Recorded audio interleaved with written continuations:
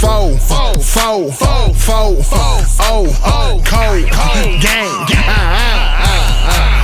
First round draft pick. Welcome to another episode of Cold Game. I'm your host, Isaiah Dotson. I'm here with my co-host, Malcolm Bennell. Cuz, what it do? What it do, cuz? I'm feeling good, cuz, man. It was a big day. Big day. Yeah. That's what I like to see. NFL free agency, pop it off. And the Colts ain't quiet. About time. Cuz, what do you think about today's big signing? The Colts signed Cam Bynum and Charvarius Ward. Let me know your initial thoughts, your reaction. How you feel about them signings? I'm excited. Take that comment off screen for me, cuz it's popping up on the live. But I'm excited, man. I didn't think that Chris Ballard had it in him to go after free agents. I didn't think that was part of his game, but obviously, he been listening to what the fans been talking about, and he's trying to do right. The first thing I said though was we need to shore up that defense, and then, secondly, we need to get AR some more weapons. We need to build up on that O-line too. But one of the issues that we had last year was our secondary. So we went ahead and picked up Cam Bynum. From the Minnesota Vikings. He was a 4th round pick out of Cali. 6 foot, 200 pound safety, 54 tackles, 3 picks, 10 pass breakups last year. And then we went ahead and got Charvarius Ward, 6'1", 196 pound corner, undrafted out of Middle Tennessee, 7-year vet. 38 tackles, 0 picks, 7 pass breakups last year. So we got some experience back there to add on with Juju and Kenny and all those guys, man, who's coming back. So one thing I said, man, you got to get deep at that DB position, and you got to get deep at that D-line position, if you want to have a standout defense. So defense wins championships, man. Let's shore up that defense, get Coach Lou everything he needs to, make his, first year in Indianapolis successful. And I like it, man. Let's keep moving. Let's not stop here. Man, I'm excited because Cam Bynum, coming from the Minnesota Vikings, 981 snaps last year, 96 tackles, 3 interceptions, 10 pass breakups, 36 targets, only 22 receptions allowed, only 1 touchdown allowed. You know what the biggest thing is to me, cuz? Mm-hmm. He missed 0 games the past 3 years. Durability. Your best ability is availability. Everybody know that. So the fact that we got us a durable safety, a killer in his celebrations, great vibes to the locker room, man. Hey, big signing. And I'm glad Chris Ballard, man, he got off his hands. He supposed to be sign somebody. This is the first year that we saw somebody early free. First day. Usually he just sit back quiet. We got to look through the scrap piles for somebody. Not today. Yeah. Today was a big day for the Colts. And then after that, they go out and sign Charvarius Ward from the 49ers. Everybody know he a lockdown, physical, aggressive cornerback, something that the Colts desperately needed. All the past couple of years, Chris Ballard, he just been looking in the 6th, 7th round for a cornerback. But we found a good one a few years ago, man. Shout out Juju. All you got to do is stay healthy, man. Juju come back. Yeah. Man, we got us a great 1-2 punch. In the boy Jones we already got. Hey, I'm proud of the coach. I'm proud of Chris Ballard. He did what he said he was going to do so far. It's still early, but so far, so good. So let's keep this thing going. And I look forward to seeing what else we're going to do. All right. Any other free agency moves that caught your eye, cuz? Talk to me. Yeah. There's a lot of moves around the league going on. Boys is getting better, and I'll tell you right now, I really one that stood out to me just off the top is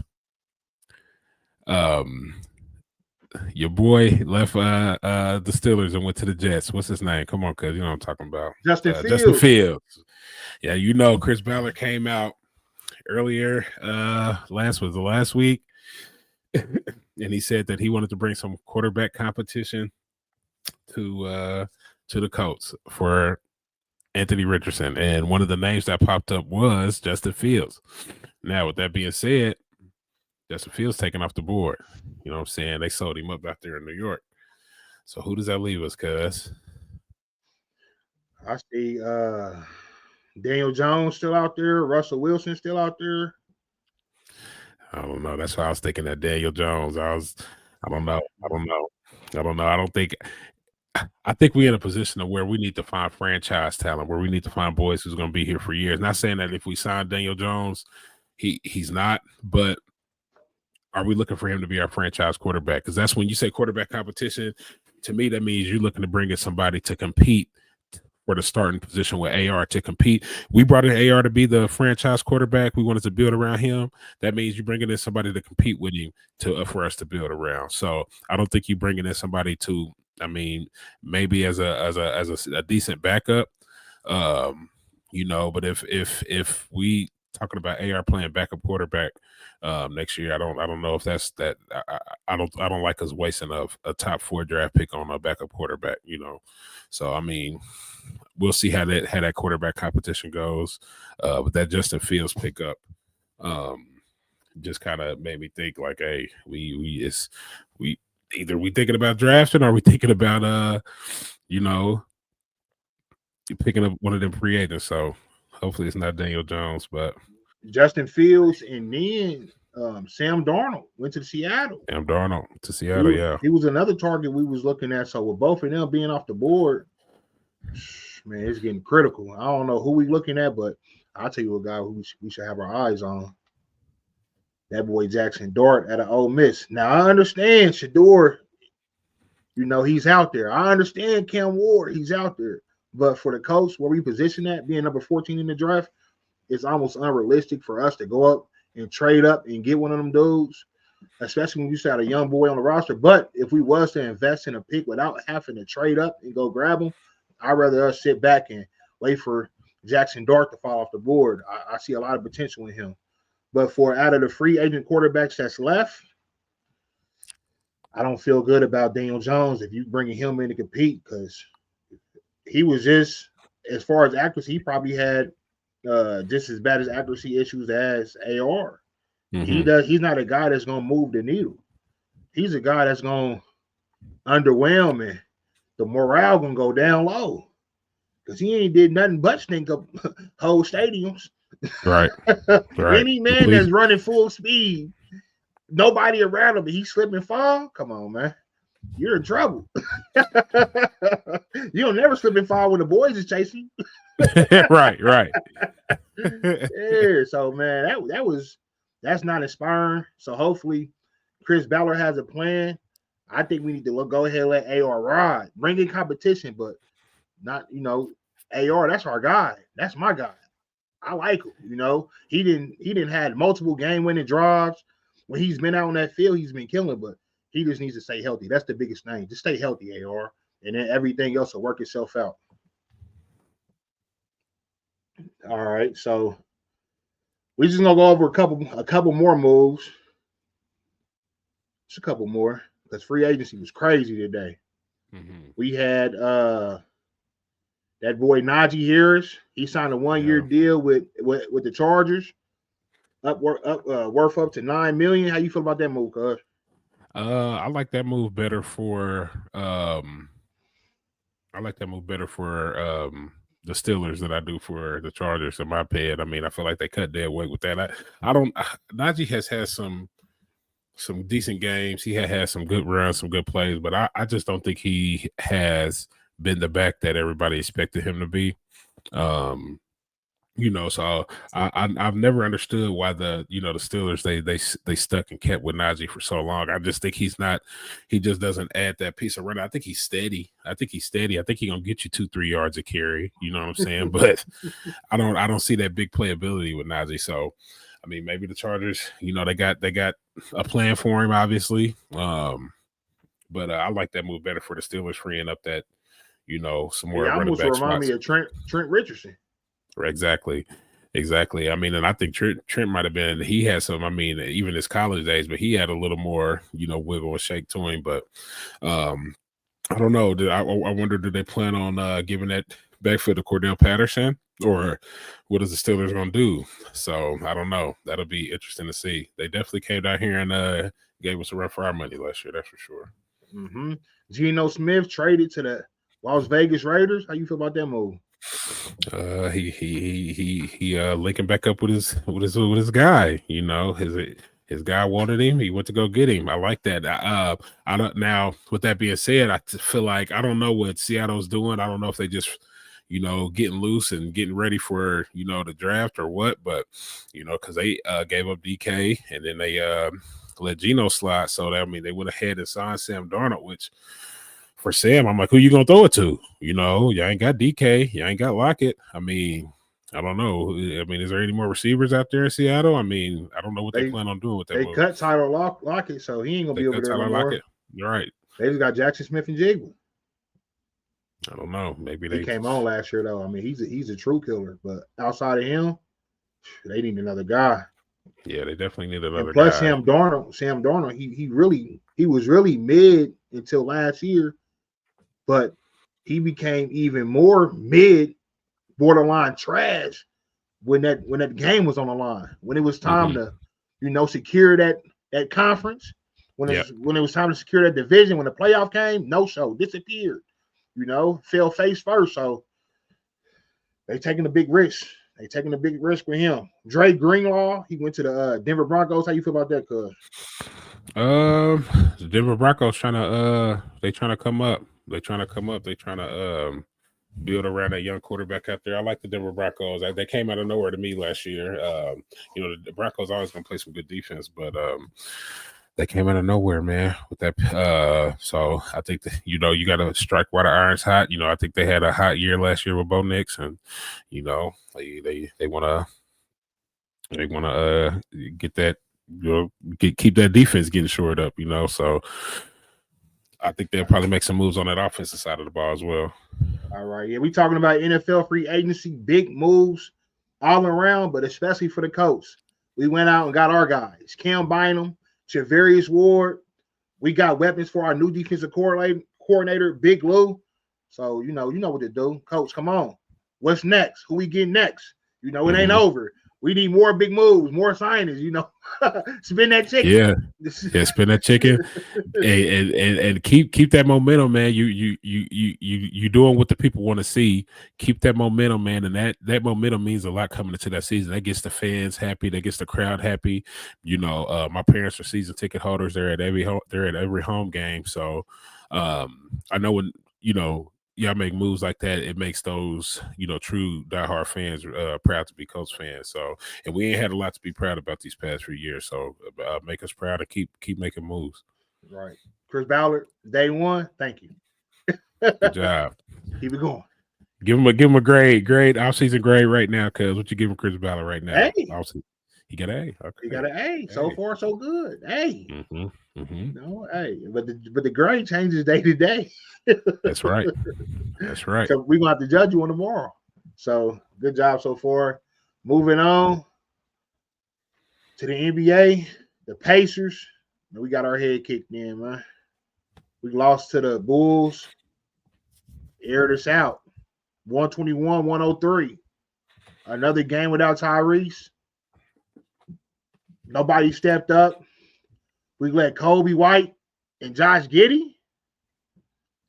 I ain't got nothing nice to say about him. We let them get off. And tell me what you seen, cuz. What's your thoughts about that game? Like you said, it was the Kobe White, Josh Giddey show. I mean, both of them had 29 points apiece. I see that the Pacers went 10 for 40 from three. You can't go out there shooting 25% from three, missing 33 pointers, and then we got killed on the boards. We got out rebounded, and that's per usual. So I don't know what Rick Carlisle plans on doing about that, but it's glaring now that that's three in a row. I think that the Pacers have lost to teams that we should have easily beat. Back to back to Atlanta, and then come out and lose to Chicago. It's like, what are we doing? It's like it makes you think, is Tyrese Halliburton that much of a factor to them Pacers? Rick Carlisle went 15 deep tonight on the bench. I think there was only one active player who didn't play. So I mean, you playing every player on the roster, but I don't think, like you said, nobody can make up for Halliburton. So maybe that's the weakness. I don't know when he plans on coming back. I know we got the Bucks next. We go out there and do that against the Bucks, we probably get embarrassed. So just got our head kicked in. I don't know what else to say about them Pacers right now. Yeah, Halliburton, please come back. Man, we sending an SOS, Halliburton, wherever you at, and get your hip right, because we suffering. We done lost 3 straight. The Hawks aired us out. Hey, I'm saying it's an air out, man. You let the Hawks beat you, man. We getting aired out. And then we really go get our head kicked in by the Bulls, man. Enough is enough. What's happening? Who gonna step up? If Halliburton doesn't come back, is he our team? Is that all we got? Is Halliburton?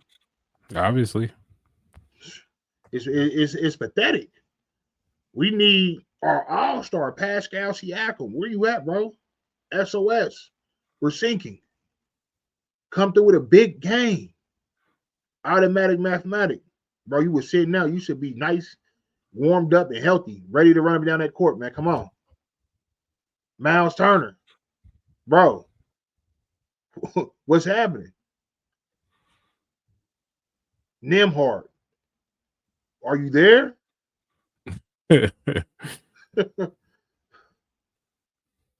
Neesmith. Are you there? We need somebody to step up, man, because we sinking right now.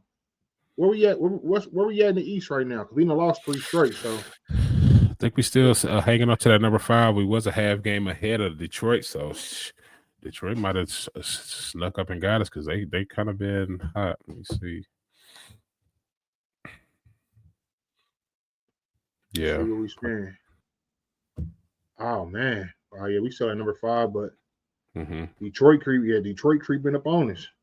Right. We must want to play the Knicks in the first round. Either or. we must want to run it back with them, man. You're right. Run it back with the Knicks. I mean, because you know what? The next closest team after Detroit is Atlanta. They 31-34. I don't think they'd catch up with us. So we're gonna be either 4 through 6 is what it's looking like.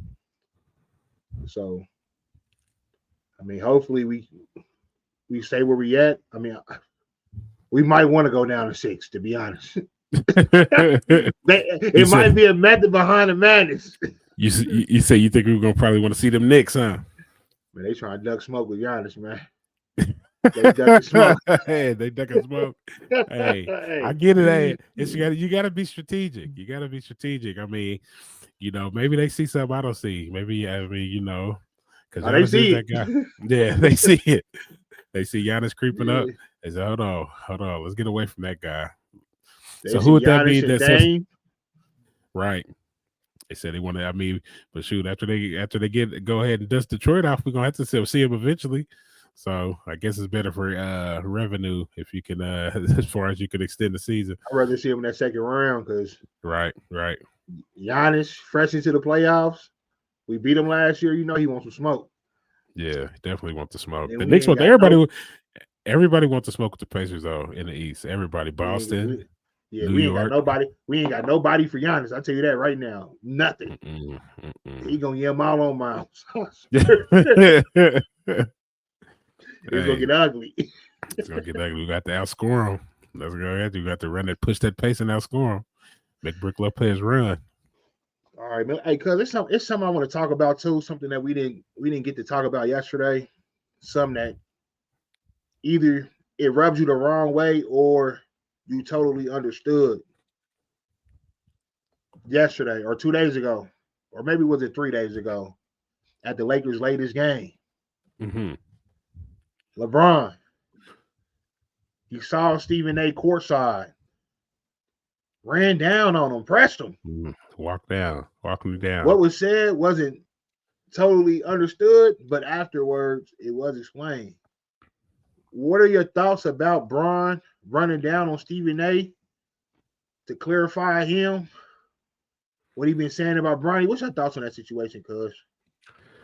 I listened to what Stephen A. Smith said about, LeBron and Bronny it wasn't a bad take. It wasn't a negative take. He was just saying what it was. He was saying it how it is.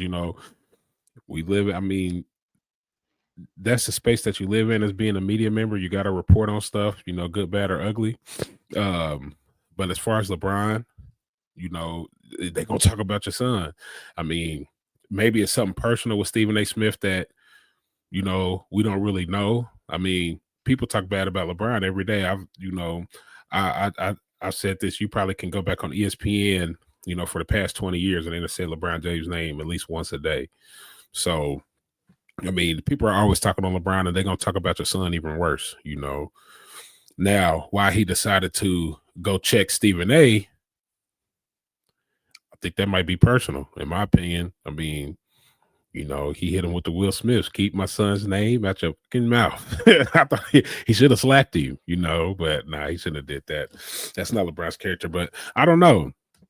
I don't know why LeBron would run down on Stephen A. What you think, cuz? I think what really offended LeBron is when Stephen A. got on that broadcast and he told LeBron stop. He was pleading with him as a parent to stop. And Bron was offended. He's like, hold on. Don't bring my parents into the situation. True. But like we always say, cuz the NBA, not just the NBA, in the corporate world and everywhere you can find nepotism. Mm-hmm. You can find people in positions because of who their father is, who their family is. This is normal. So let's not single Bronny out for him being in the NBA because of who his father is. Right. Because there's a lot of people in the front offices that's in a position because of who their parents are. Example, Jeannie Buss. Jeannie Buss. Dr. Jerry Buss was one of the coldest owners. Would she own the team if it hadn't been for her father? No. But it is what it is. We accepted her, and she excelled in her role as, a CEO. So the hate that Bronny receives, I feel like it's uncalled for. But he is a professional athlete. He does play in the NBA. Mm-hmm. So people are going to critique his game. Heavily. So when Stephen A. is saying that Bronny should not be brought up from the G League because his stats are this, and his stats are atrocious. 0 point blank, 0 point blank. I mean, he don't average one of nothing.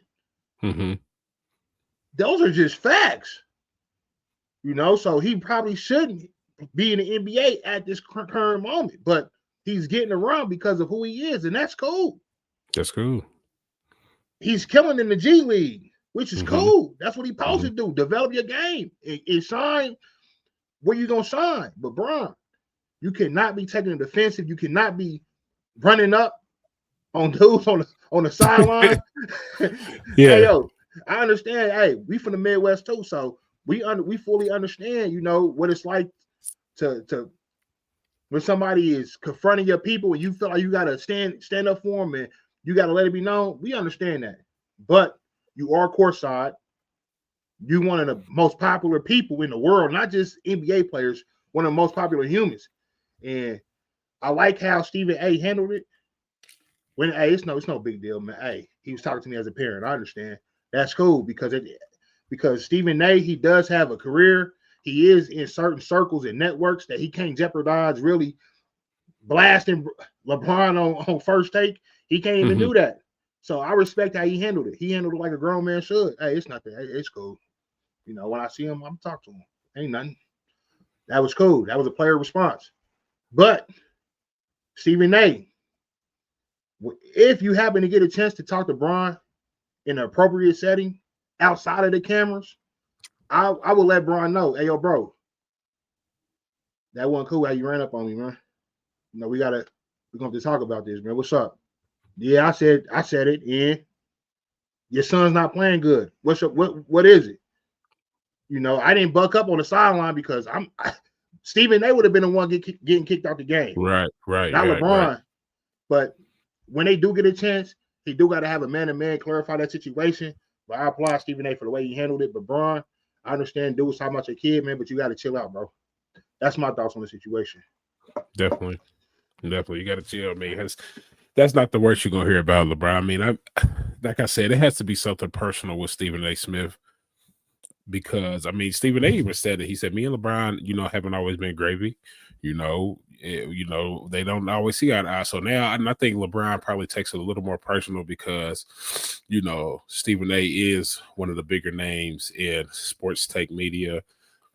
He's a black man. He always gets, talked bad about because they say he's a black man who degrades other black men to get himself to another level, and I see that too. I understand that.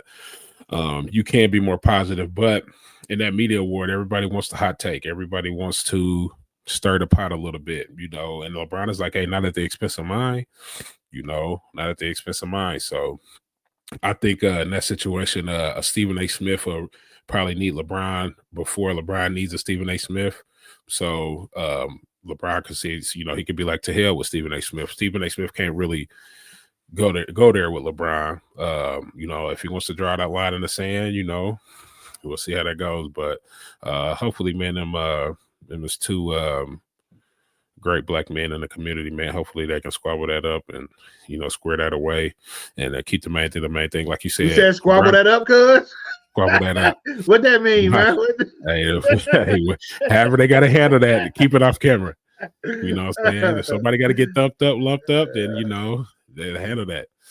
But there's ways you handle things. You know what I'm saying? Cuz I mean, you my cousin. We done had disagreements. Sometimes it gets physical. That's all right. But I love you afterwards. So whatever they got to do, man, get that taken care of. LeBron James Jr. does deserve to be in the NBA, no question. He does his thing in the G League. That's what it's there for, the developmental league. Let him develop. He only was a 1-year player at a USC. You know what I'm saying? Let him develop. That ain't LeBron James. That's LeBron James Jr. So I know people gonna put that expectation on him, but let him be himself. Let him develop, and we'll see where it goes. They a top 3 team in the West right now, so they obviously doing something right. If they want to put LeBron James Jr. out there, go for it. I tell you what, I guarantee he done sold more jerseys than half the starters on the Lakers. So from a business standpoint, that's great marketing. I put LeBron James Jr. out there every night. Absolutely. So that's something to keep an eye on, man. Shout out to them, and hopefully they get that resolved. But moving on, we're gonna get into some March Madness. This is my favorite time of year. Not only is it the playoff push, NFL free agency, but then you get ready for that college basketball tournament right now. IU, we take on Oregon Thursday. Because what's some of the keys to that game? What are you looking for? How you feel about our chances in this Big Ten tournament? I think they got as good a chance as anybody in the Big Ten. The keys to the game, man, limit the turnovers, keep the game close. You know what I'm saying? And let's get buckets, man. You gotta. We can't let them close us out on an 11-0 run to end the game in the final, minute and a half. That's they lost that game in the last couple of minutes of the game. So you got to coach and play all the way through, hold on to that rock. No big time turnovers in key moments. Mm-hmm. So my thing is, IU, man, focus on what's at hand. Don't look forward, man. Thursday coming to that game, man. Be ready to, man, put that whooping on Oregon. Y'all own one. Y'all should be smart, but y'all should really feel some type of way about how that last game went. So I'm looking for IU to come out and make a statement. We playing in that, we playing right down the road. We at home. At home. That's a home game. That's a home game, man. It's time to shine, man. Do not disappoint us because we coming deep. When IU plays at Gamers Fieldhouse, they bring the city out, man. So they come ready. Do not disappoint the fans. We all gonna be cheering for you. But let's get into something outside of just the game. As you know, cuz, you probably know better than anybody. I was a member of a community of IU fans for a long time. Now, I'm not going to get real deep into it, but they didn't like my opinions on certain things evolve around Indiana basketball. Notably, the coaching change or coaching in general. I was a fan of Mike Woodson. I'm a fan of Mike Woodson just because of the fact that he's from Naptown, born and raised in Indianapolis, graduated from Broad Ripple, went on, started at Indiana University, played in the NBA, post-playing career, coached in the NBA, coached the Hawks, coached the Knicks, and then came back to his alma mater, and coached the Hoosiers. Now, it's a bottom line business. And I understand it was time for him to go. I'm like, hey, it's time for him to go. Results speak for themselves. If you're not winning, it's time to go, period. But I just didn't like the name calling, the rhetoric. He's lazy, he's arrogant. I just don't like people ganging up. You see dudes gang up on a black dude, man. It's natural instinct jump in. You can't gang up on bro without all of us jumping in and that. Well, hold on. That's just natural instinct is defend Mike Woodson, especially him being from the city. So I see people so with that being said, I was telling the people in this community, I was telling them, listen, if we fire Mike Woodson, Indiana is not the top of the line job that you think it is. Other coaches notice the way that we treat our coach that we have now. They know how toxic our culture is.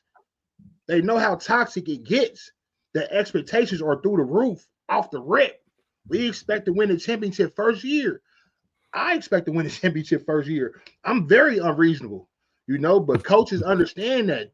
That's why they call us Hoosier hysterics, because everybody's crazy about basketball and we want results right now.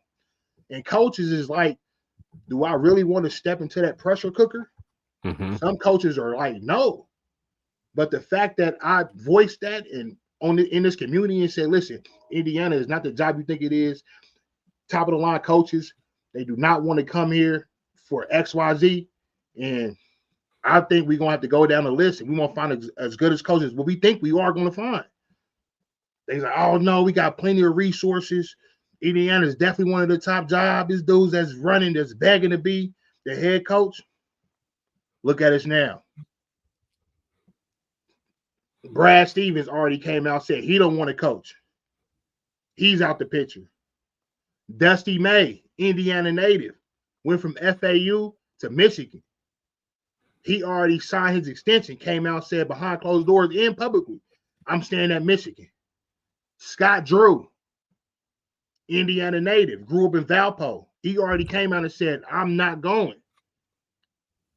TJ Olsenberger, coach for Iowa State. He's already stated he's not going. So what are we left with? Who are we looked at now? They say we circled the block and was looking at Chris Beard, but Chris Beard got a background that Indiana's like, nah, we can't touch right now. So if we're not signing none of those guys, Chris Beard, Scott Drew, Dusty May, Brad Stevens, just like I said we wasn't, then who we going to sign? Who are we looking at now? I think the options we down to now, Brad Brownell out of Clemson, Ben McCollum out of Drake. Are those Ben McCollum is known for winning. He was coaching at D2, built a D2 dynasty, one of the best D2 teams ever at Northwest Missouri State. He came to Drake. This is his first year. Got them already. They already won the conference. One of the best teams in the country. I think they like 26-3. 26-3. They lost 3 games all year. So he's an option, but he runs a slower paced offense, one that we don't want to see. We want to see a lot of 3-point shots now. But we got to just see, man, what we going to do at coach, because it's getting critical now. It's not a lot of options left, and it's real critical. What you think on the IU coaching situation right now, Phil? Oh, man. Shoot, at this point, bring Mike back. Bring Mike back. Is if the guy that you are going to bring in, if he's not like a bona fide winner. What is he bringing to the table? Like, you know what I'm saying? Is it just another hire? If that's the case, let Mike keep doing his thing, you know? So I don't know. All the names that's been thrown out there and that have been, you know, said to be options have obviously declined or went on elsewhere. So, I mean, if the guy isn't better than who you got right now, then Mike made that statement last game, you know, maybe I'm retiring too early. So maybe you are. Maybe they need to give Mike another year and then say, okay, let's go see what's out there now. But I don't know. I don't know who's out there that they could be looking at who could potentially replace Mike and do a better job. I don't know. I don't know who has that resume behind him. Right. Who actually wants to come to Indiana. Now, let me say this to you, cuz before we move on. During our football search last year, Kurt Signetti, he was not on any radar. He wasn't on any hot board. Scott Dawson, the AD, he hired the search firm, Turnkey, and they ran a real quiet search. So everybody we had on the hot board like Paul, Chris, a couple other names, they end up not getting hired. Tom Herman, I think he was one of them. We came out of left field with Kurt Signetti, and you know how that hire turned out. Mm-hmm. He ended up doing a phenomenal job his first year at IU. Mm-hmm. Better than we've ever done. Yeah. So I'm going to trust Scott on this one. Maybe he has something up his sleeve. He's been real quiet. Nobody really knows much information at all. Right. Maybe he has a trick up his sleeve. So I'm going to be patient through this process. It won't be long before we find out. So that's something definitely to keep our eye on. But we're going to look at some of these other conference tournament games. And I'm going to start with a conference that's weak this year. But I can't lie, they got my favorite player in that conference. We're going to start over there in the ACC. And I'm going to make a statement. I'm going to say something. And it might offend some. Some people might be like, what?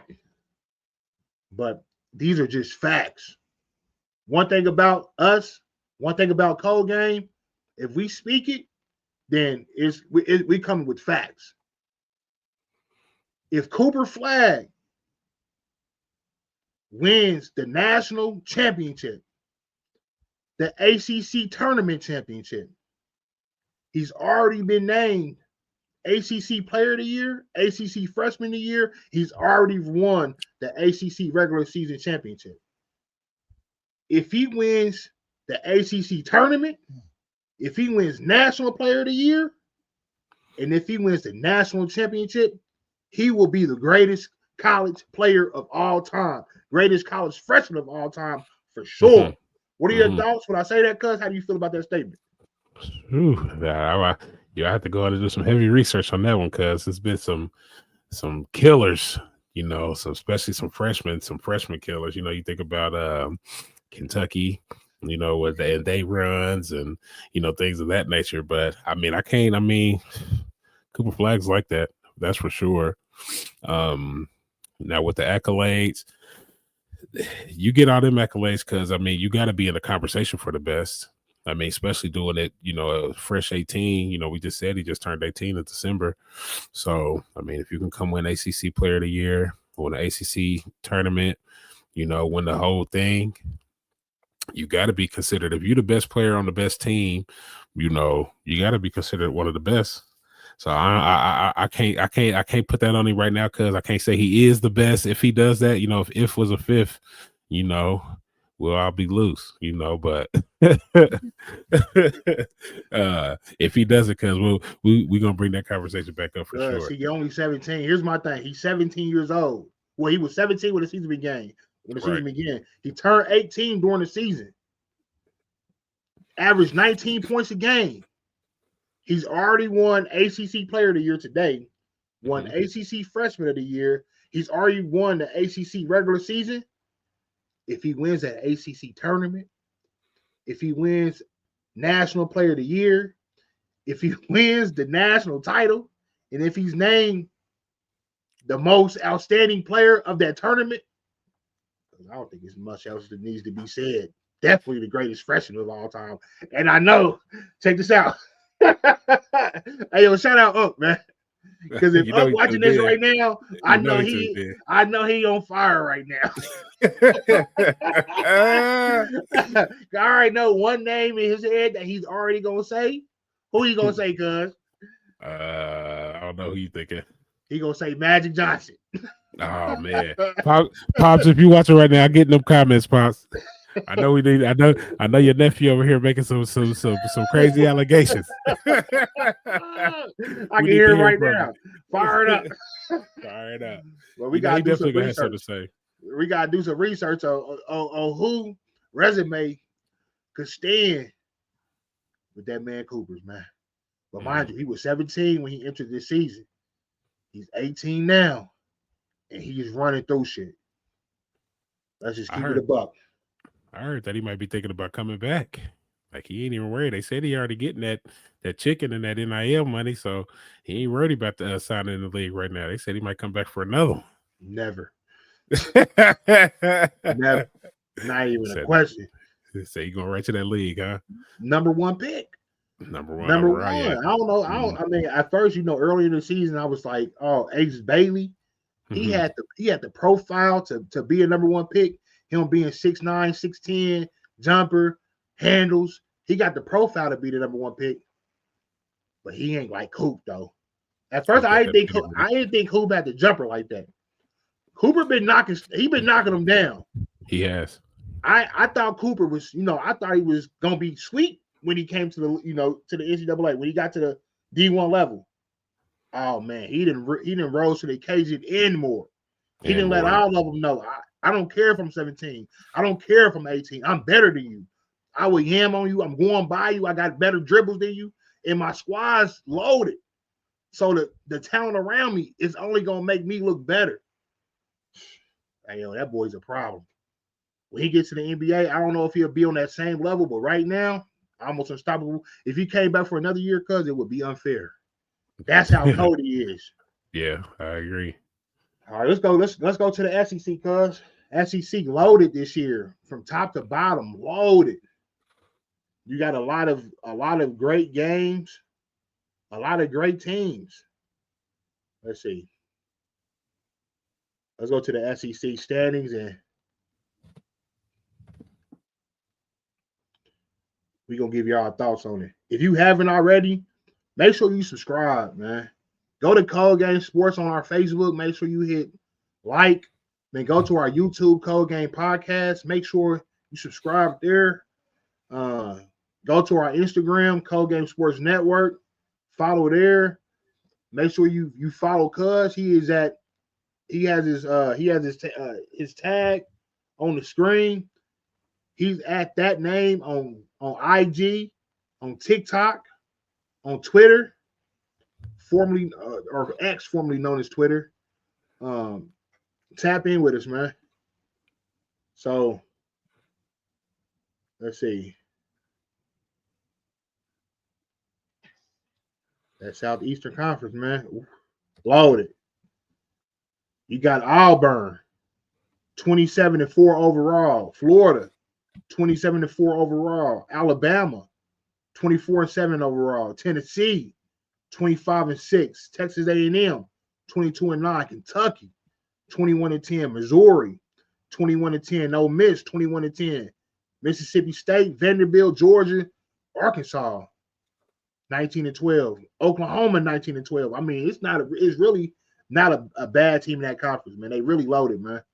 Who you see winning that tournament? Cause it can really be anybody. Who do you see? It could be. It could really be anybody. Cause when you look, you got over 11 teams. 11 teams with 20 more wins in that conference. That conference is loaded. They can go either way. I mean, they'll probably have to get that slight to Auburn or Florida, though. I mean, they got the most conference wins. So, if you dominate in that conference, a loaded conference like that, give me Auburn or Florida. Okay. So we're going through all the Power 5 conferences. So we got the Big Ten. We already covered. We're going for IU. I can tell you that right now. We think IU going to win it. We ain't got to even go through their SEC. Cuz just let you know his thoughts. I like Auburn. I think Bruce Pearl, he got a lot of energy. But my dark horse, not even a dark horse. I can see Florida winning it too. They got pure killers on their team. Mhm. Okay, ACC with Duke. Duke is running with that. It won't even Yeah, be Duke. Big East. Who you see in the Big East, cuz? Man, they pull up the conference records. What you see on their status? Big East. St. John's st. Rick Pitino, Creighton, UConn, Marquette, and Xavier. Mhm. I think it's St. John's conference to lose. Yeah, They got yeah. they arguably got. I don't want to say the best coach because he don't got the most titles with Hurley getting back to back, but I'll say he's the best coach. They got the best coach in that tournament, so we'll see what he do. And that's who I think is gonna win it. So that's Yeah, give me four. St. You give you who, cuz? St. John's.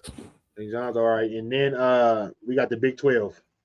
You got Houston at the top, Texas Tech, BYU, Arizona, Iowa State, Kansas, West Virginia, Baylor, TCU, Kansas State, Utah, Cincinnati, UCF, Oklahoma State, Arizona State, Colorado State. Who you got, cuz? Yeah, Houston at the top of there. Mm-hmm. 19-1 of the Big 12, 27-4. Man, there's some good teams. Man, it's hard to go against Houston, but I like Texas Tech. Yeah, give me Houston, cuz. Come on with Houston. Okay. All right. So that's our thoughts. We're gonna keep y'all updated as these conference tournaments roll around. Man, towards the end of our episode, as you know, if you've been following us, we always like to give y'all, man, on this day in history in sports, man. We sports historians, man.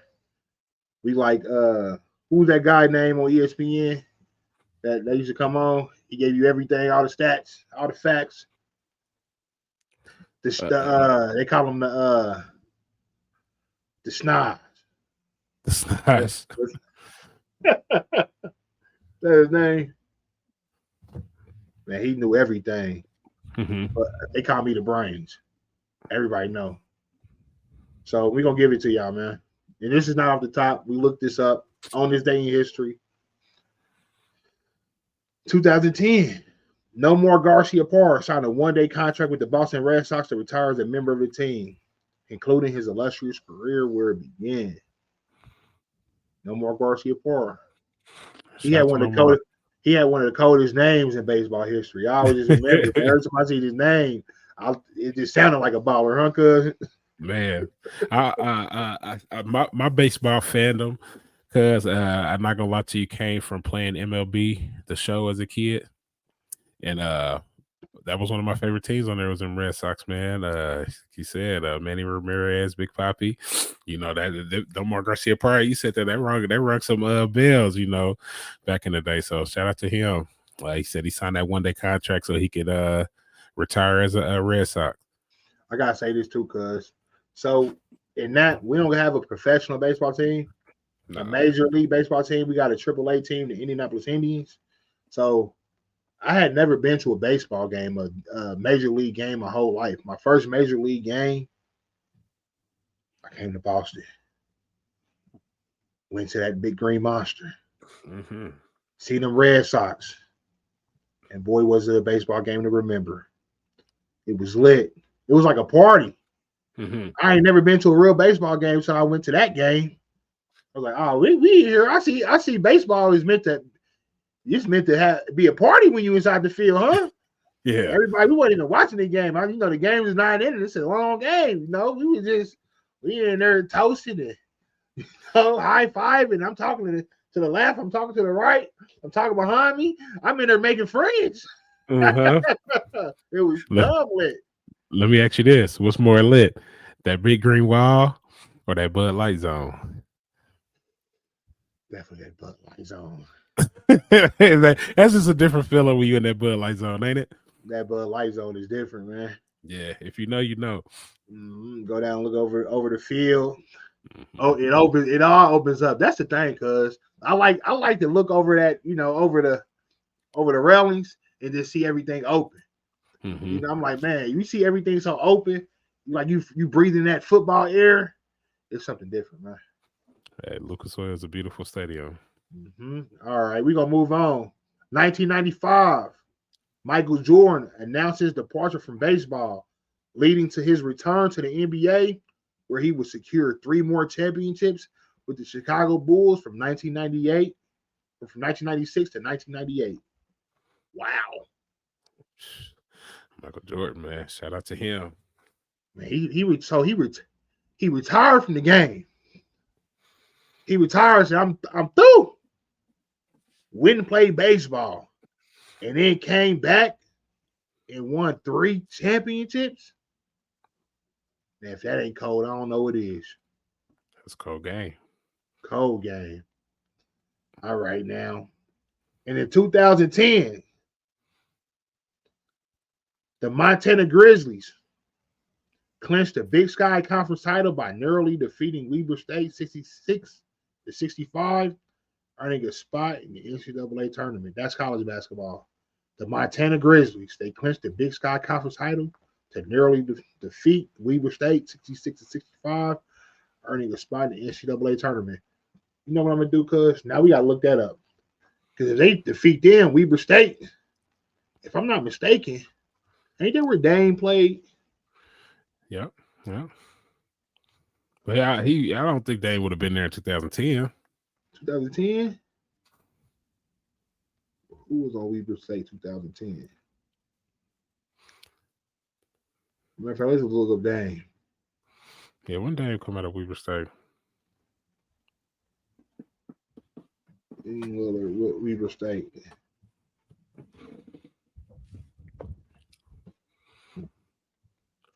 Oh yeah, 2008 to 2012. So he wasn't out there. They gave Dame that L, huh? Hey, shout out to Montana. Man. Montana. They So told the hold Montana, that, right? Hold that. You on Mount West time, huh? Right. It ain't daytime. Yeah, Mountain West now. Right. That's crazy. That's crazy. All right, now. And we appreciate y'all watching, man. If you made it this far, make sure you tap in with us. Like, comment, subscribe. Now, I'm sure y'all have already been commenting the whole time. We ain't been able to see them. That's the thing. We can't see who commenting. I'm going to try to check in and out on them. Yeah, we check in. Yeah, shout out to Shaq, man. Shout out to my guy Shaq, man. We're going to get you on here. He been commenting the whole time, keeping them comments fresh. Shout out to everybody who logged into the live. Oh yeah, they was all well. We had some people in there. Y'all, man. Okay. All right. We appreciate y'all, man. Make sure y'all tap in with us again. Like, comment, subscribe. All of our socials is scrolling across the bottom. We appreciate the support. On that note, cold game. Cold game. Cold game.